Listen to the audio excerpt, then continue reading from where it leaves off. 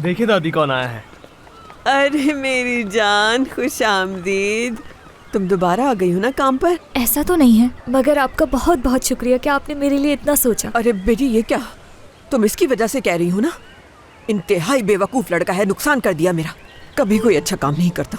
दादी ऐसा लगता है आपको और इसे मुझे सिर्फ डांटने से ही तसल्ली मिलती है। अगर ये सब चलता रहा तो मैं नाराज हो जाऊंगा। अंदाजा है कि क्या कह रहे हो तुम। चलो निकलो निकलो यहाँ से, बहुत सारा काम पड़ा है, वो जाके करो। जा रहा हूँ।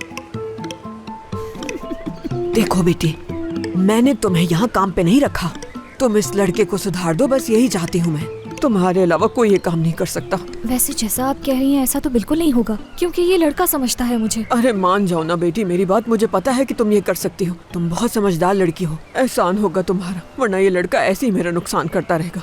यानी अब मैं यहाँ ऐसे रहूंगी जैसे मैं यहाँ पे वेट्रेस हूँ, लेकिन मेरा असल काम इसको सीधा करना है, ऐसा ही है? हाँ बिल्कुल, ब्लैंक चेक दूंगी मैं तुम्हें इसके लिए। चाहे तुम इसे मारो कूटो, जो दिल में आता है करो, बस सुधर जाइए।